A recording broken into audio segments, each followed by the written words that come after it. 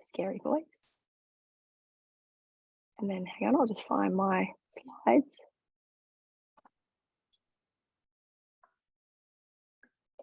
No, I couldn't get the slides, but that's okay. I will work with you.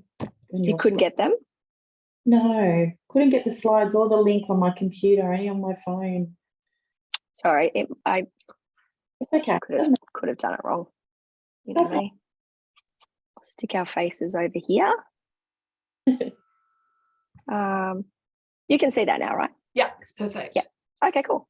Well, let's just get started. Obviously, all right, I'm just going to trim the beginning a bit. So, good morning. My name is Cressida. I am in Sydney, and I am a dog lover from way back. I think I got my first dog when I was about 7 years old. I had a boxer dog who actually my parents didn't mind. She slept in bed with me right from the beginning. I've always had a dog. I lived in Spain, and a guy actually gave me a dog because I said I was going home because I didn't want to be without a dog. Guess what happened? Little highlight. I left, took the dog, never saw him again. But that was kind of fun. I had to get her through quarantine and all sorts of things. So I am not especially versed in cats, even though I grew up around cats at the riding stables where I used to work a lot. But we'll do our best to share about them as well. We have decided really just to talk about dogs and cats just because they are the most common house pets. But we're also going to just discuss this book, which is the desk reference guide, which is it's a complete, basically, encyclopedia about using essential oils and talking about the energy and vibration of animals as well, which is something we're all kind of quite passionate about. And then Kerry is having some technical issues. We're not sure if she'll be able to jump on, but then my beautiful friend Jo Sully is here to help present with me. Do you want to introduce yourself, Jo? Yeah, I'll help as much as I can. I don't have animals, but I love the oils, so I think we can work out there. That's right. All righty, let's just jump straight in. So, there we go. I did a little fancy little slide there. So there's Jo, Kerry, who may or may not be able to join us, and then me. And just if anyone is watching this outside of our Young Living community, just to remind you that if you want to get access to wholesale pricing and our support, our team support, then make sure you get back in touch with one of us. I've got some contact details at the end. And just a little overview, and I don't know that I exactly followed this with the slides, but really what we want you to understand is why we want to be low tox for our pets, what that means, how you do it, a little bit on cats and dogs and oils, and then I can't remember if I included other, but it's there anyway, so other. I guess a little bit of the basics is that one of the reasons that I personally love Young Living is the simplicity of it. So not only do they have the best oils on the planet, which Jo will let you talk to, but they also have complete ranges. So there's a supplements range, there's a cleaning range, and there's a whole pet care range. So actually our dog now is, our current dog is 14 months old, and she has only ever been washed in the Young Living shampoo. She's only ever had the oils on her. And my vet is actually an integrative vet, and they support us using those on her as well. And I actually use the Life 9, which is the human probiotic, with her to assist her gut, because she has a little bit of, tends to have a little bit of gut issues. And in terms of, sorry, Jo. It's amazing that you can use those products for like the supplement as well for her. That's awesome. I didn't know that.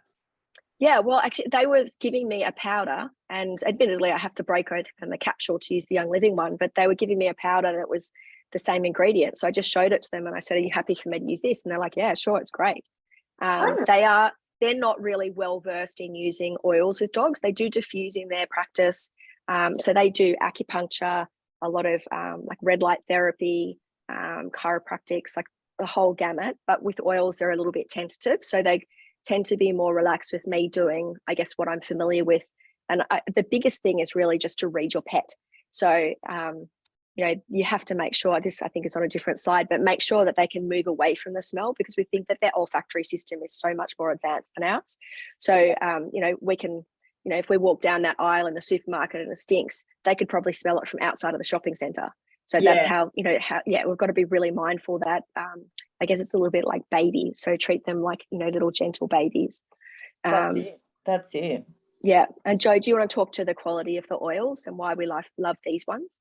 Yeah, look, the quality of these oils is second to none. They are, I know the founder of Young Living, Gary Young, had a very strong resonance with seeing the timeline of when these oils grow as a plant to when they're distilled and bottled, that be such a tightly and close held process. So that's labelled as seed to seal, and it's really important because we don't lose the authenticness of those oils anywhere along the process. And I think that's something that, for me, the trust of that process is fantastic because, we ingest these oils. We obviously are talking about today using them with our pets, and there needs to be an element of trust to do that. So that's really apparent for me in this brand, and I really, I really sing its praises in that sense. I really love it for that. So yeah, it's the purity of the oils, they're just so lovely and wholesome, and I mean their capability in my human need for them is lovely, and I can only appreciate that it's probably the same for animals too. I hope it gives them the soothe and the calmness that we also can take away from using the oils, and also the low tox side of things as well. So pets have sensitive skin like us. They have feelings, they have emotions. So all of those things can resonate through from the oils to them as well. So being really nice to their skin, and especially when they're puppies, they're like babies. They're special. We've got to nurture them and look after them and be gentle with them. So these oils absolutely afford that in every sense of the word, I think. So I will say that a lot of vets will typically say don't use essential oils with animals. And the reason being is that we know that essential oils it's an unregulated industry. So the varying degree of quality and contents of what's in a bottle is just really extraordinary. So it is very much kind of buyer beware. If you're buying, what's that brand I used to buy from the supermarket? The tea tree brand. I think it was even like, do you know what I mean, right? That tea tree brand. Yes. And I loved it at the time, but I guess that was before I really understood or appreciated. Maybe I'll describe it as like a fine wine. So, originally the cask wine, I'm that old. The cask wine was fine because it did the job. and then as you get older, you appreciate like just one glass of a really fine wine.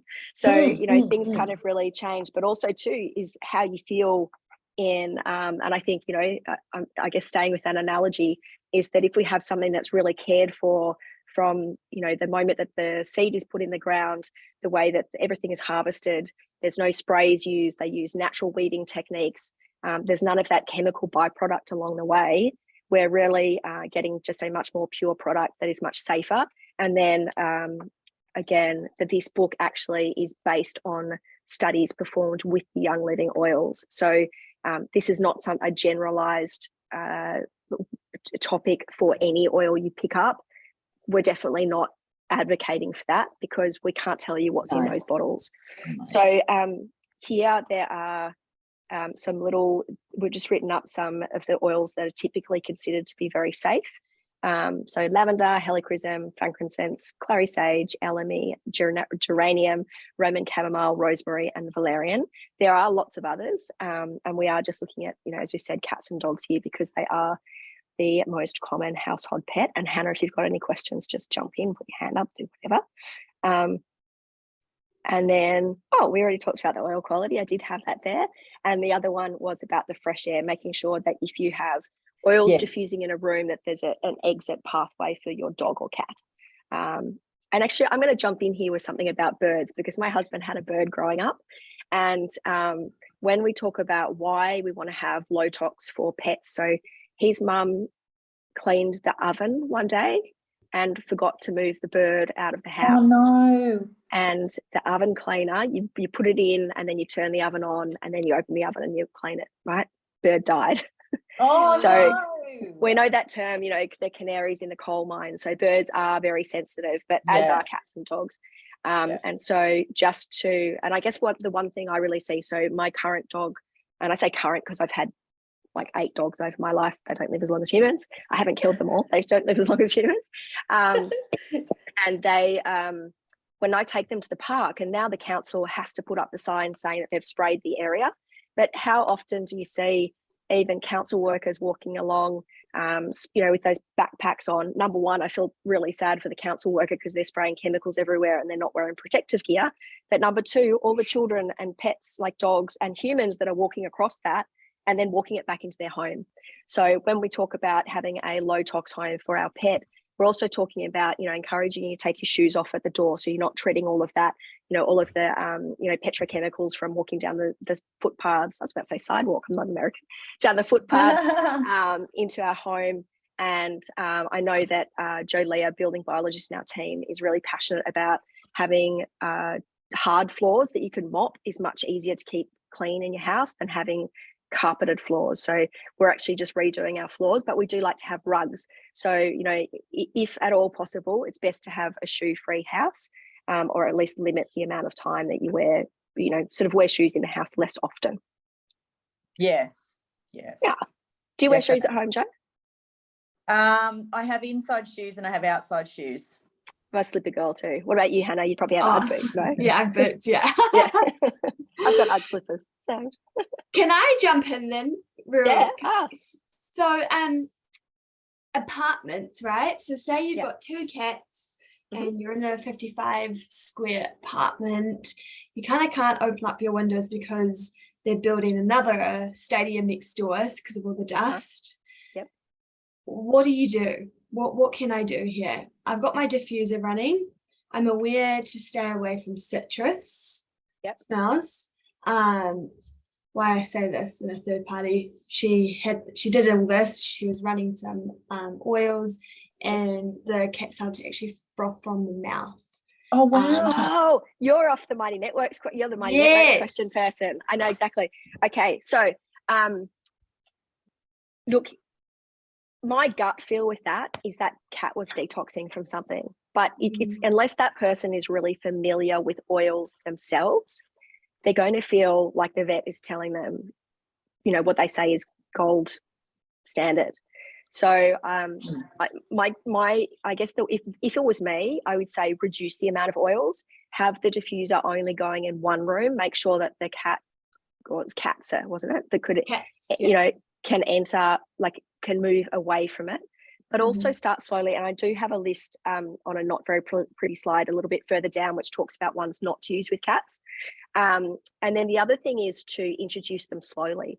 So really starting with like just one drop in, or even, so we talk about using the toothpick in water bowls, which we'll talk about later, but just doing like one drop. If I would use 10, start with 1 with the cat.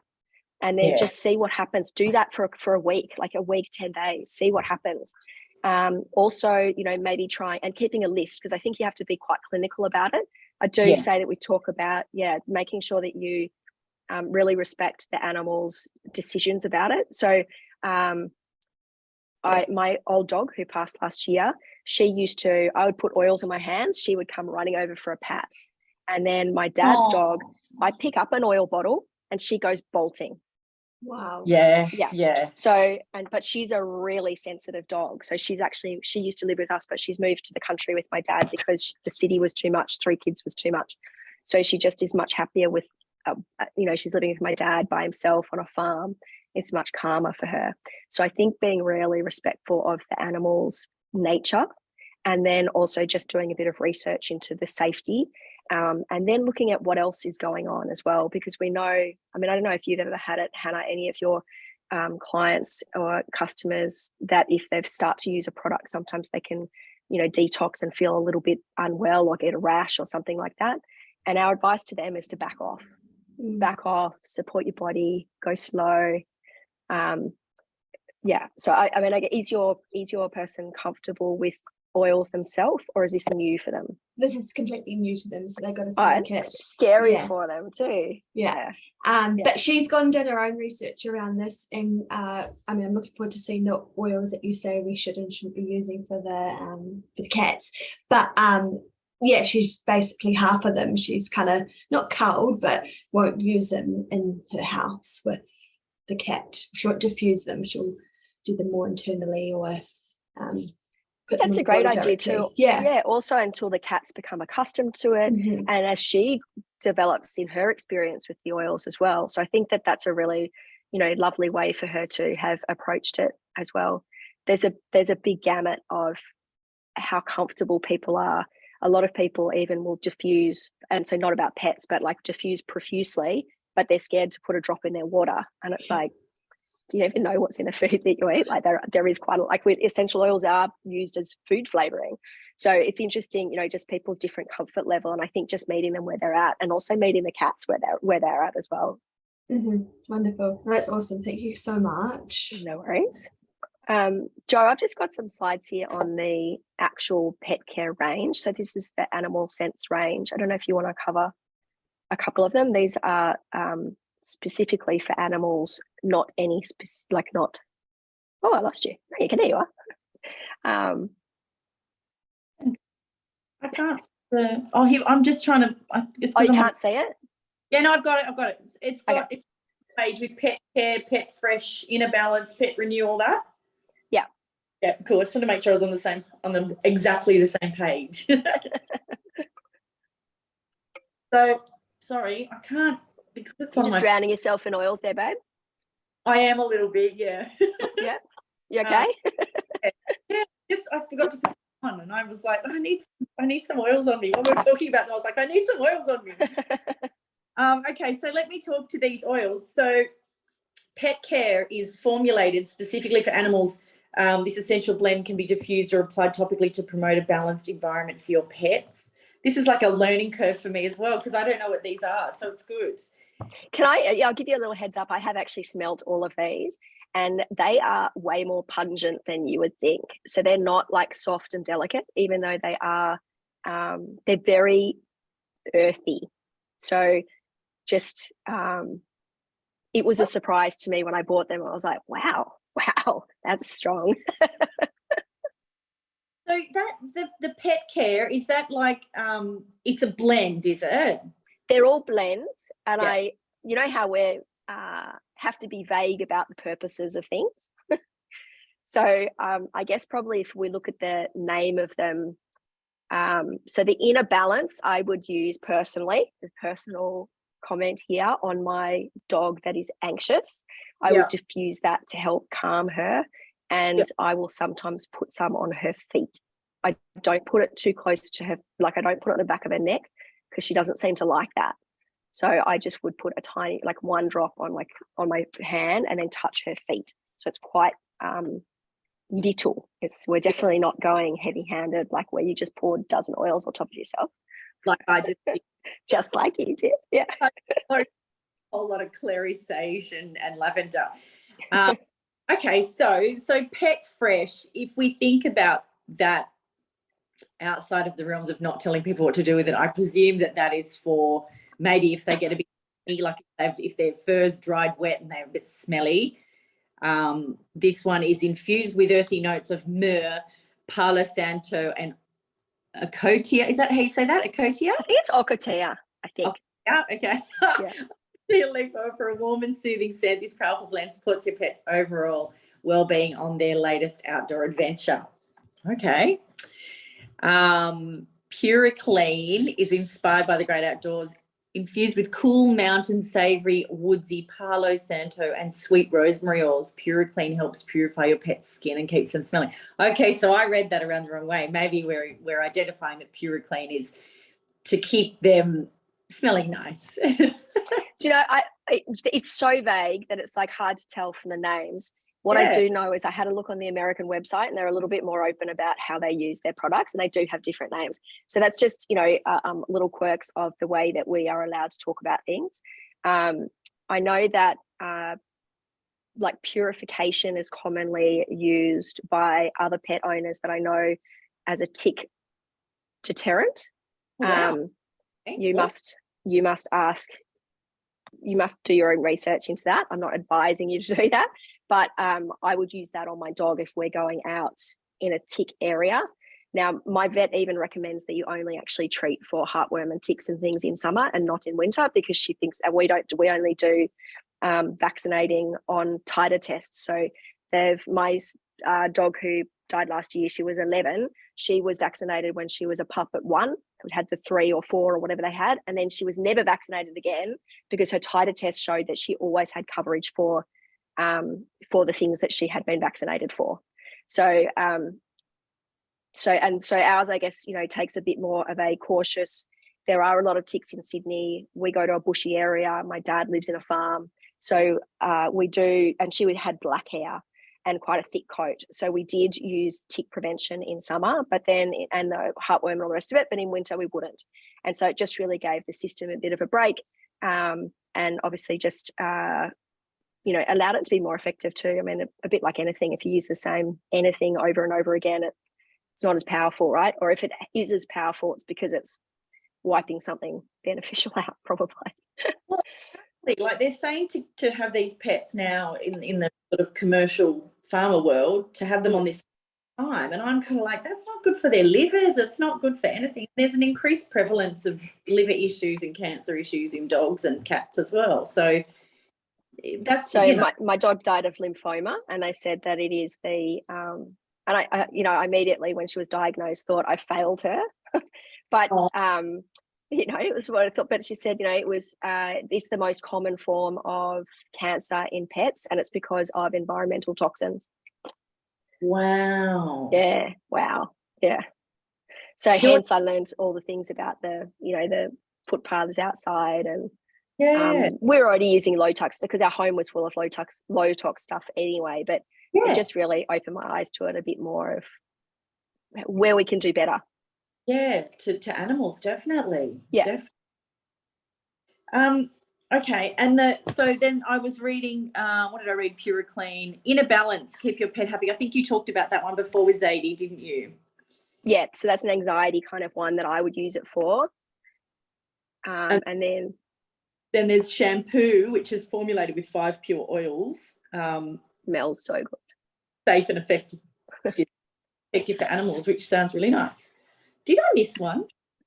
Pet Renew. So I think that is for, so I've got an American Staffy, and they are renowned for having skin problems. Yes. So this one is full of oils that are really skin nourishing. But again, it still has that quite pungent smell. It's not like you go, oh, you smell delicious. Well, I don't know. It depends what smells you like, but it's not like you're bathing them in the Joy blend. It's like quite powerful. So just heads up. But definitely, I guess when we're looking at putting the oils on the pets, we're looking at using them therapeutically. It's not we're not trying to deodorize them, because really, if a bit like humans, they shouldn't really stink. If they're eating well and they're being well looked after, usually a bad smell is a sign of some kind of like a mouth issue or an ear issue, or even a skin issue is like a fungal issue, right? So, naturally they should smell pretty neutral. Yeah. Oh, that's cool. No, they say, so the oils, because I haven't seen them either, are they like done with a fractionated coconut oil or something like that, or just the oils by themselves? No, they are diluted, and I'm pretty sure it's fractionated coconut oil, and they're in a green bottle, they all have a green label.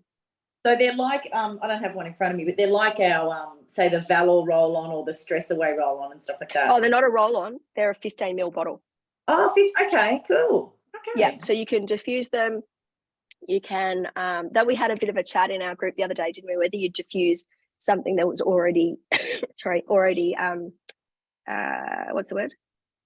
Diluted. And I do. I diffuse the baby oils, even though my youngest kid is 8. I diffuse the seedlings range. I've never had an issue with my diffuser with that, and the same with this. I have not had an issue with my diffuser with diffusing those. They do get, I do wipe them out, not as often as you're supposed to, but I do. But I would diffuse them happily. Is there different kinds of diffusers in terms of when you're cleaning them? Because I know with this Luster one that I just got, which I love, different. It goes down into a little reservoir underneath, and if I put a cotton bud in there, I can clean right around it. Whereas the other one, my first one, which doesn't work anymore, had a metal ring. It was rusting underneath that. So maybe they're a bit different. I don't know. But these, I don't know. I mean, obviously the luster is more expensive than the dewdrop, so I guess it's glass. It's to me it feels more solid. I haven't actually cleaned mine yet because I've only used it a couple of times. Yeah. We jumped in on that offer last month. Did you get a discounted diffuser last month, Hannah? No, did you miss out? I didn't, because I already just ordered one the month before, so I've got three in the house. Got it. I know. Oh no. I was like, nah, I'm not going to do that. Ouch. That's good. Okay, I'm going to move us so we can read. I'm sorry, these are not very pretty, but I had to take my daughter with formal dress shopping, so it was fast. I can't move you up out of the way. Okay. Do you want to go cats, Joe? Because you've got so many of them. About cats, this bit, is it? Because I'm not. Yeah. Can you read it or no? Just water. Felines' aversions to essential oils more so than other species. So that they're very sensitive. Cats are very sensitive to them. They can be very particular about their water and sensitive to oils, and some can be toxic to them. We have to experiment with minute amounts and never press the issue with them. If they turn away from it, they obviously know that they don't want it. It's a good idea to try many. That's generally regarded as safe. Okay, thank you. And be sure to provide an alternative water source. So I think you were talking about the toothpick scenario where you'll put one drop on the end of a tooth, or just dip the toothpick in the oil and then put that in the water, but then water have a clean, just a fresh water next to that, so that if they don't like it but they're thirsty, they're not forced to drink it. They can have an alternative. Exactly. And I'm sorry, I took this from an American source, so it's 1 drop per quart. I don't even know what a quart is.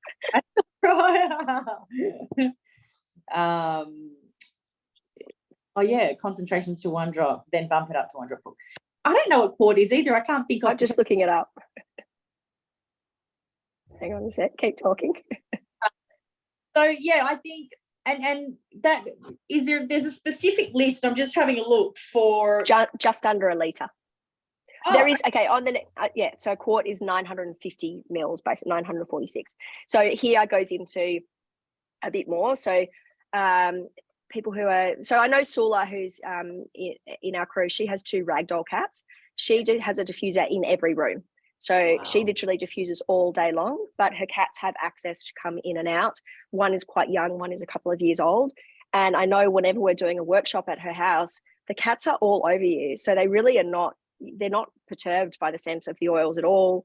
Whether it's a familiarity, I don't know. I know that when they came home, they were bathed almost straight away, because I think the younger one came with fleas and some kind of skin issue. So it was bathed straight away in the shampoo. She's got quite a funny picture of the cat looking most unappreciative of having a bath. But, they really are very comfortable with them. So some of the reasons, I guess, that you would use oil. So I've used oils. My dog recently has had, and I'm not going to go into the craziness of my dog, but a hormonal pregnancy. So she's not pregnant, but her body thinks it's pregnant, and she's got milk in her mammary glands. Oh. And she's been vomiting because she has morning sickness. That's just a laugh at my dog.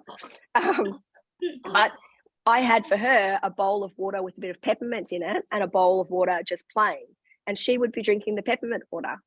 Wow. It made her feel better. It made her feel better, yeah. And then she stopped. So that went on for a few days, and then she stopped. So it was very much open to her. She could do what she chose, and it wasn't sort of forced on her at all. But anyway, going back to cats here. So cats are actually okay to have citrus. So this is citrus oils in food. Okay, so maybe not feed cats. Hang on, I'll move this again. Sorry, I can never get that in the right spot. These are the ones that they shouldn't have. So they can't break down salicylates and phenols. So wintergreen is a no-no, basil, clove, oregano, thyme, mountain savory, tea tree, laurus nobilis, and cinnamon bark. obviously anything on their, I just wouldn't use it on their skin unless you're really doing it for a reason. And including the reason of putting it in the food is, why would you put it in their food unless you had to? Like, it's I know some people use Ningxia with their pets as a antioxidant support. I have given it to my dog loves Ningxia gummies. I found that out because she stole them. She knows what's Of course she did. Yeah, she stole them. But I wouldn't use it unless I was doing it for a very purposeful reason, because they are powerful and they can't communicate with us in the same way. So, you know, I use things a little bit more about, you know, putting it on my hands, or what I notice is, so she will, I have a big business with oils, and she will come and steal so I make oils with essential oils and carrier oils in dropper bottles, and she will come and steal them. I don't have any here to show you, but she rips the top of the dropper off and licks the oil out of them. Oh my God. Really annoying because I can't sell them afterwards. And but then even when I've got them all sitting in a tray, she always seems to take Rose. Like, what the heck? Rose is so expensive. I know, but she knows. She takes Rose. Oh wow. Yeah, she's got quite an attuned sense of smell by the sounds of it. And it's funny, when she steals the dropper bottles, I'm torn between, like, can I get a video of this for my social media, or can I rescue the oil?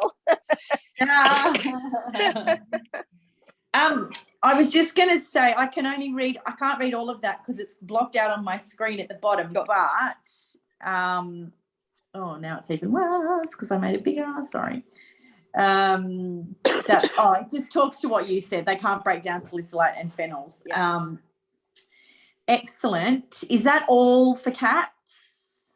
Yeah, so I mean, I guess Copaiba bar we would use as like a general, it's a very gentle oil as a anti-inflammatory. Frankie, we know, is kind of like a very adaptogenic oil. And citrus oils, I'm not familiar with using them in cats, but certainly in dogs. Would they be too strong for them? I don't know. I mean, it's recommended in this what I call the Bible. It does say to use them. I guess I probably have to look up the purposes. But if anyone wants me to have a look, you know, in the I don't know if I showed you before, but like that was on it before we did the video. But this is the index, right, for all of the pages on all of the different. Fantastic. Animals. So if you want me to look something up, if you've got an issue, I'm happy to do that and screenshot it and send it to you. We might just jump over to dogs. I was just going to say, before you jump away from cats, there's also some script here about kitty litter being one of the easiest methods in which to expose cats to the health benefits of essential oils as well. So it smell better too. Yeah, I bet. It just says stay with your same brand of kitty litter, making sure it's unscented, and add 1 to 3 drops of your chosen essential oil to 1 cup of baking soda. Store this mixture in a glass jar and allow it to marinate for several hours, shaking it several times, and then sprinkle a small amount of the baking soda mixture onto the kitty litter. Mix well and provide a separate litter box that does not contain that mix blended with the kitty litter to make sure your cat has the option the same as the water. How fascinating. I'd love to see what happens. Yeah, me too, because they're kind of funny. Some of them are really funny in their litter boxes. Like, they really go berserk in there, so it'd be kind of funny. And it just says select and rotate various oils which can bring benefits to your cats. Copaiba can aid with arthritis pain.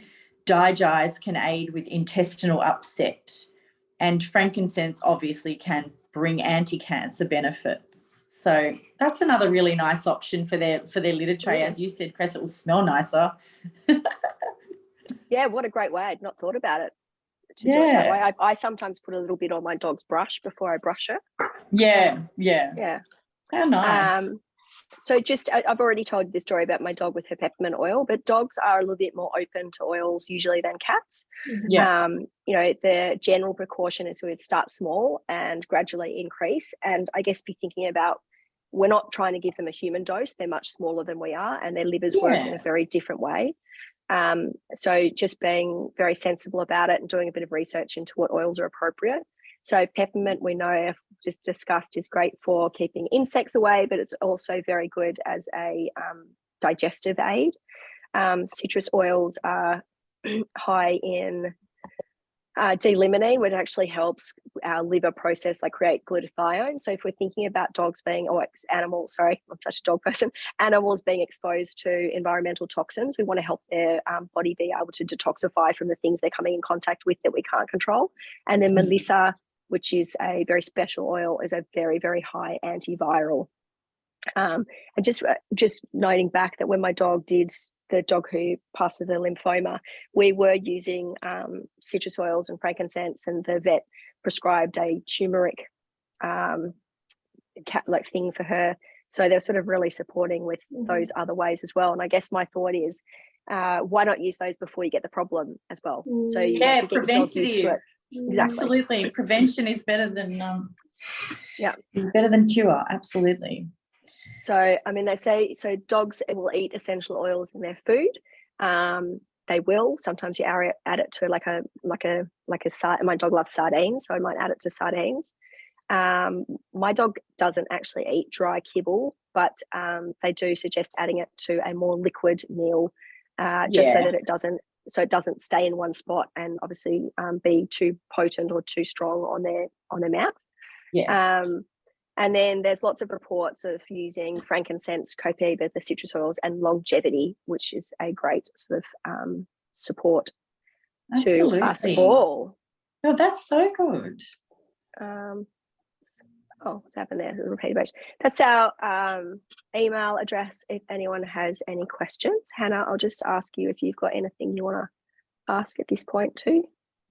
No, you guys have done awesome. Thank you so much. I think it's really the rule of thumb that I'm going to share with everyone who has those animals in their house is start small, then go bigger, right? Yeah, because exactly. We are like, my age in our young 20s, we want smells, like we're so addicted to the smells, right? So for us, we want to put on like double the amount on our own bodies because we want that kick, like we're so used to with all our perfumes or like our glass house candles.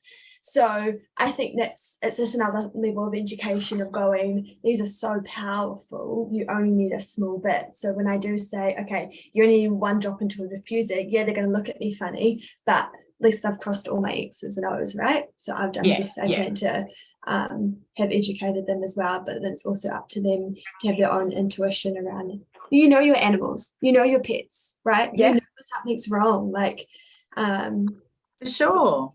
That's another thing there. And I think too, we can definitely make some extrapolations from the way that we treat humans with oils, but there is, there is that, there are a lot of references online specific to pets, and there is a whole treatment for spinal injuries, and we know we've got someone, Helen Top, in our team who is a horsewoman, and she has used the raindrop technique for animals to great success with lameness in horses and spinal issues and things like that. Amazing. So there is a lot of information of people using it. It's just not as using essential oils with animals, it's just not as commonly spoken about, I guess, because often they're people who just think it feels normal to them. So it doesn't feel like they need to make a big song and a dance about. I don't share. Can I just say kudos to you in your early 20s knowing all of this stuff, because you have got the most magnificent life ahead of you. You don't have to wait till we're both nearly 50. And so to get to that age and,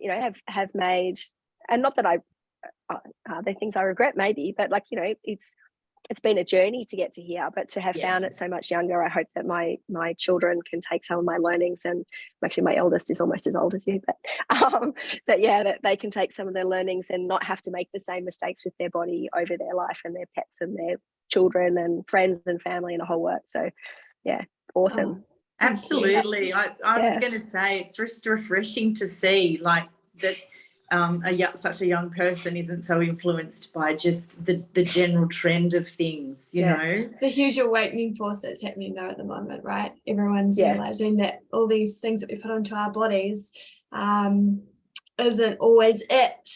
And if you're a lady, I think it's your given right to look after your hormones. Well, I just got full body goosebumps. I love it, Hannah. Yeah, it just force for makes good in such this a world. difference. Yeah. It makes such a difference. I mean, I'm 50, Hannah, and I'm very soon, and I'm learning now that if I had done this and this with my thyroid and hormones at a younger age, then my unfortunately my menopause wouldn't be so uncomfortable. So it's wonderful that you girls have such a, you know, you've cast the net wide to be conscious of your health and the environment and the low toxicness of living is fantastic, because it's so important at every stage of your life, at puberty, in your 30s, in your 40s, again in your 50s. It's really apparent to the quality of how our women's health is, I think. So good on you. Yeah, well done. Fix everything, right? Fix your moods, it fix your lifestyle, your relationships, everything. So it's all a journey, though. That's another thing. When it comes to pets and animals, if we can make sure that none of them get sick like what we had a week ago, and I don't have to experience that again, I have done my duty. Absolutely. Indeed. Anytime reach out if you've got any questions. As I said, happy to screenshot anything in that book that you need. And I will reach out if you don't mind. If you shoot me a message, I'll send you that resource as well. But thank you for coming, Hannah. I'm going to just turn off the recording here. So bye everyone. I can never find my cursor. Turn that off.